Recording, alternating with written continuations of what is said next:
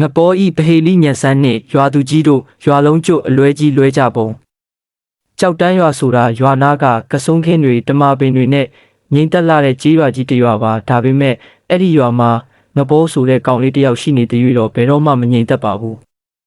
ငပေါ်ဆိုတာဘာအလုံးမမလုပ်ပဲရွာထဲမှာအကြံဖန်လို့စကားကိုအလွဲလွဲအမှားမှာရှွတ်နောက်ပြောပြီးဝိုင်းရေးဖြည့်ရှင်းနေသူပေါ့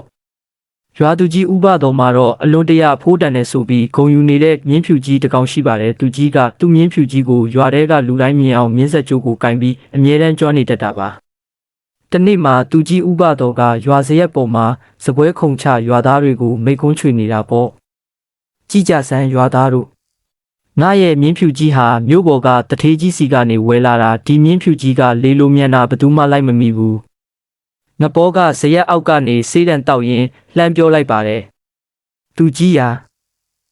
ရဲ့မြင်းဖြူကြီးကမနေ့ကညကပဲကျုပ်အိမ်ရှိကတမာပင်ပေါ်တက်ပြီးကျုပ်နဲ့မြင်းဖြစ်ပြီးဆိုပြီးရွာပြင်ကတောအုပ်ဘက်ကိုပြန်ထွက်သွားတာဗျာသူကြီးမယုံရင်ခြံထဲသွားကြည့်လိုက်အဲ့ဒါမြင်းတူကြီးကြံခဲ့တာ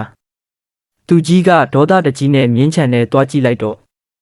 မြင်းဖြူကြီးကခြံထဲမှာရှိနေတော့မှာပဲသူကြီးကဟဲ့ကောင်မပေါ်မြင်းဖြူကြီးကခြံထဲမှာရှိနေတော့မယ်မဟုတ်လားမင်းငါ့ကိုလိန်တာမလားငပေါ်ကမျက်နှာသေးလေးနဲ့ဟာ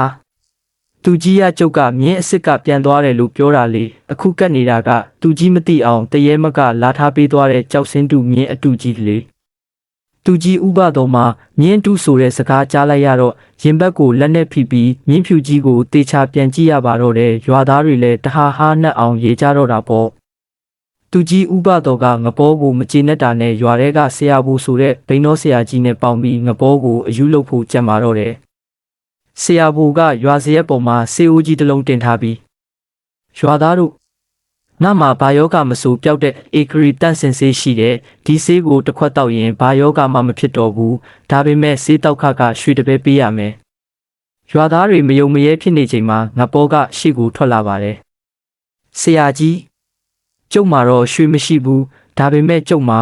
ဝမ်ဘိုက်ထဲကငကားမလေးရှိတယ်အဲ့ဒီငကားမလေးကဆရာကြီးရဲ့ဆေးနှမ်းရရင်ဝမ်ဘိုက်ထဲကနေအပြင်ကိုထွက်ပြီးဆရာကြီးရဲ့နရွက်ကိုကိုက်လိုက်မယ်ဆရာဘူကမယုံမဲဟေ့ကောင်ဘိုက်ထဲမှာငကားမရှိပါဘူးမင်းလိန်နေတာငပေါ်ကဘိုက်ကိုကိုင်ပြီးအော်ဟစ်လိုက်ပါတယ်အာအမေထွက်လာပြီဆရာကြီးဆေးအနှံ့ကြောင့်ငကားမလေးထွက်လာပြီဆရာကြီးနရွက်ကိုပုံထားငကားမလေးကအနံ့ရတဲ့နရွက်ကိုတွင်းမှတ်ပြီးဝင်ပုံးတက်တယ်ဘိန်းတော်ဆရာကြီးဆရာဘူရောသူကြီးပါလန့်သွားပြီးနရွက်နှစ်ဖက်လုံးကိုလက်နဲ့အုပ်ထားလိုက်ကြတာပေါ့ငပေါ်ကဆရာဘူရဲ့ဆေးအိုးတွေကဆေးရည်တွေကိုခွက်နဲ့ခတ်တောက်လိုက်ပြီးအာအခုမှပဲငကားမလေးငြိမ်သွားတော့တယ်ဆရာကြီးရောဆေးကတော့အတော်တောက်လို့ကောင်းတာပဲငကားမလေးငြိမ်သွားအောင်မနှက်ဖြန်လဲတစ်ခွက်လာတောက်ဦးမယ်နော်ရွာသားများမှာငပေါ်ဤအကွက်ဆန်းကြောင့်ဝလုံးကွဲမတက်ရေမောကြပြီးဆရာဘူမှာဆေးဖို့လဲမရနိုင်ရွက်လဲအုပ်ထားရလျက်နဲ့ကြံခဲ့ရပါတော့တယ်။တညမှာတော့သူကြီးဥပတော်ဟာရွာဆောင်နှက်ကိန်းဝတ်တယ်ဆိုတဲ့ရွာပြင်ကညောင်မင်းကြီးအောက်မှာနှက်တင်ဖို့အတွက်ဝက်သားဟင်းအိုးကြီးနဲ့အကင်တွေကိုတွားတင်ပါတယ်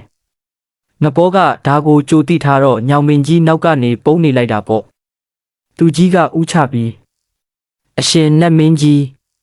ရွာသူရွာသားများအေးချမ်းပါစေမကောင်းတဲ့ငပေါ်ကိုလည်းရွာကနေမောင်းထုတ်ပေးပါအရှင်နှက်မင်းအဲ့ဒီအချိန်မှာငပေါ်ကတစ်ပင်နောက်ကနေအတန်အော်ကြီးနဲ့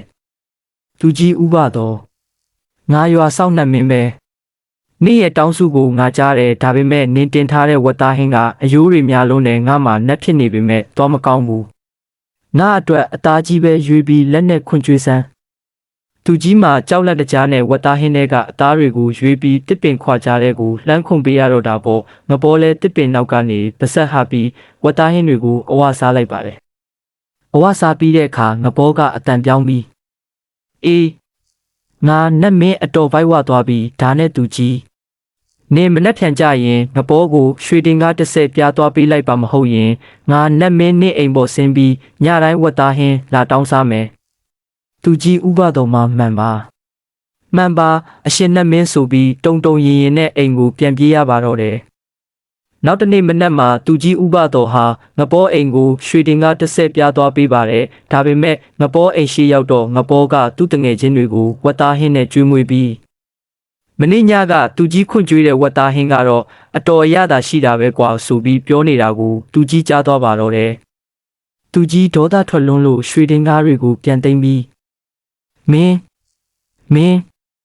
ငပေါ်နတ်မင်းဟန်ဆောင်ပြီးငါ့ကိုဝက်သားဟင်းခွန့်ကြွေးခိုင်းတာမင်းပေါ့ငပေါ်ကပြုံးစီစီနဲ့ပြန်ပြောတယ်သူကြီးရကျုပ်ကနတ်မင်းမဟုတ်ပါဘူးဒါပေမဲ့သူကြီးမနေ့ညကနတ်မင်းစီမှာဆူတောင်းလုံးကငပေါ်ကိုရွာကမောင်းထုတ်ခိုင်းတာမို့လို့နတ်မင်းကကျုပ်ကိုခွန်အားပေးလိုက်တာပါသူကြီးဝက်သားဟင်းခွန့်ကြွေးလို့ကျုပ်မှာအခုထိဘိုက်ဝနေတော့မဲရွာသားတွေပါရောက်လာပြီးကိစ္စအဝဝကိုတီးသွားတဲ့အခါရွာသူကြီးရောဘိန်းတော်ဆရာရောငပေါ်ရဲ့အကွက်တွေကိုဘလို့မှမရှင်းနိုင်ကြောင်းလက်ခံလိုက်ရပါတော့တယ်သူကြီးဥပတော်လဲနောက်ဆုံးမှာငပေါ်ကိုရွာကမောင်းမထုတ်တော့ပဲရွာထဲမှာအပျော်ပါဟာတာများပြောဆိုရင်ငြိမ်းချမ်းစွာဆက်လက်နေထိုင်သွားကြပါတော့တယ်